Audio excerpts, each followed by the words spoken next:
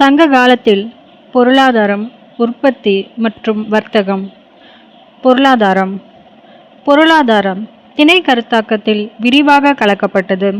மக்கள் விவசாயம், கால்நடை வளர்ப்பு, வர்த்தகம் மற்றும் பண பரிமாற்றம், வேட்டையாடுதல், மீன்பிடித்தல் ஆகியவற்றை அவர்கள் வாழ்ந்த சுற்றுச்சூழல் மண்டலங்களை பொறுத்து கடைபிடித்தனர். விவசாய உற்பத்தி.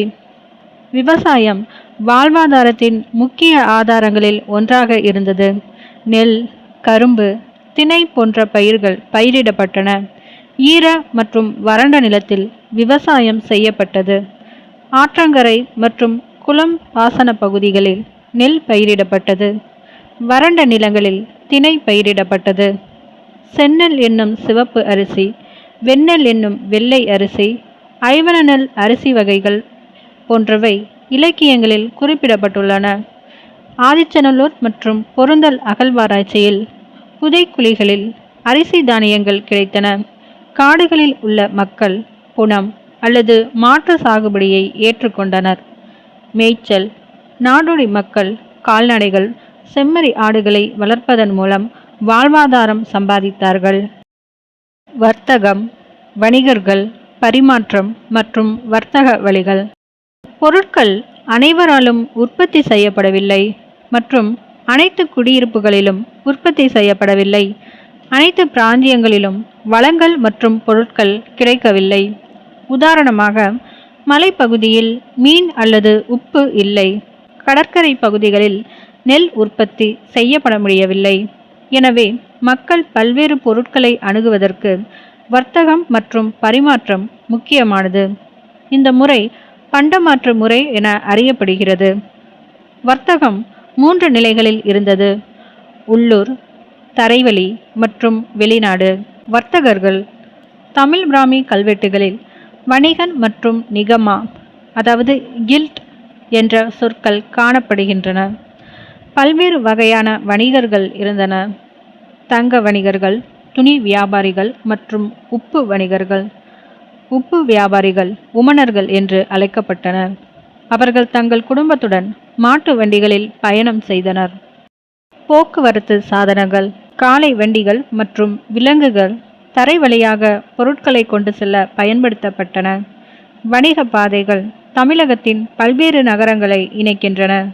கலாம், பக்ரி, ஓடம், தோணி, தெப்பம், நவை போன்ற பல்வேறு வகையான நீர் கைவினைப் பொருட்கள் மற்றும் கடல் செல்லும் கப்பல்களும் தமிழ் இலக்கியங்களில் குறிப்பிடப்பட்டுள்ளன. பண்டமாற்று மற்றும் சந்தைகள், நாணயங்கள். பண்டமாற்று பரிமாற்றத்தின் முதன்மை முறை. உதாரணமாக, அரிசி மீனுக்கு மாற்றப்பட்டது. உப்பு விலைமதிப்பற்றது. அதில் ஒரு கைப்பிடிக்கு சமமான அளவு அரிசி கிடைக்கும். சந்தைகள். புகார் மற்றும் மதுரை போன்ற முன்னணி நகரங்களில் 2 வகையான சந்தைகள் அல்லது பஜார்கள் இருந்தன. மதுரையில் அவை நாலங்காடி எனப்படும் காலை பஜார் அல்லது ஆலங்காடி எனப்படும் மாலை பஜார் ஆகும். இந்த சந்தைகளில் பெரிய ரகங்கள் மற்றும் பெரிய அளவிலான பொருட்கள் விற்கப்பட்டன மற்றும் வாங்கப்பட்டன.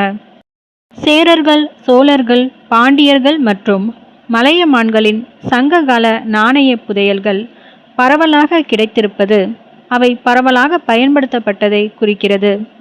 இந்த காலகட்டத்தில் தமிழகம் அனுபவித்து வந்த பரந்த மற்றும் லாபகரமான வெளிநாட்டு வர்த்தகம் தமிழர்கள் சிறந்த கடல் தொழிலாளிகள் என்பதற்கு சான்றாக நிற்கிறது.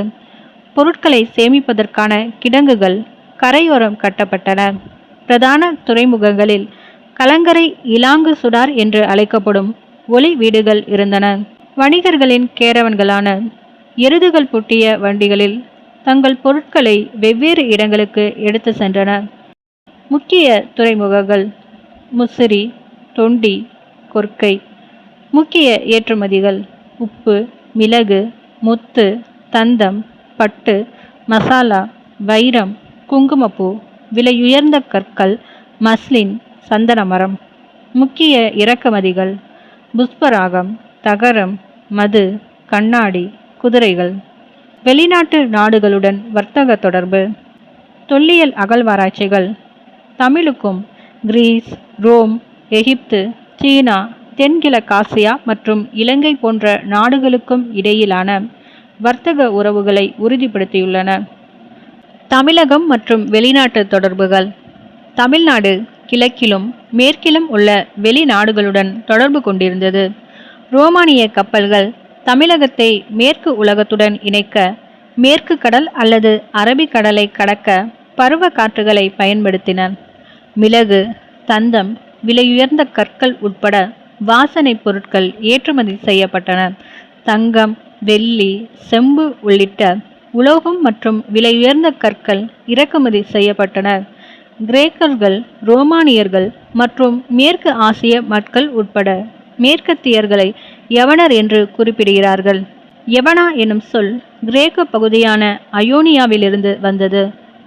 தமிழ்நாடு முதல் செங்கடல் கடற்கரை வரை 7.5 கிலோ மிளகு, தேக்கு மரம், தமிழ் பிராமி கல்வெட்டுகள் கொண்ட பானை ஓடு மற்றும் இந்திய மண்பாண்டங்கள் கொண்ட இந்திய ஜாடி எகிப்தின் செங்கடல் கடற்கரையில் உள்ள பெரனிக்கே துறைமுகத்தில் கண்டுபிடிக்கப்பட்டுள்ளது.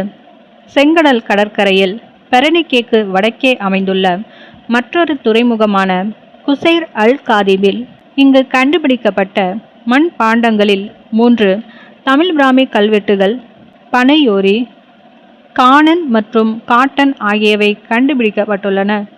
தாய்லாந்தின் குவான் லுக்பாட் என்ற இடத்தில் பெரும் படங்கள் என்ற பெயர் கொண்ட கல் ஒன்று கண்டுபிடிக்கப்பட்டுள்ளது. தென்கிழக்காசியா தமிழ் இலக்கியத்தில் ஸ்வர்ண பூமி என்று அழைக்கப்பட்டது. இந்த கல்லை பெரும்பட்டன் என்பவர் பயன்படுத்தி இருக்கலாம். அநேகமாக பொற்கொல்லராக இருக்கலாம். இது தங்கத்தின் தூய்மையை சோதிக்க பயன்படும் தொடுகல் ஆகும்.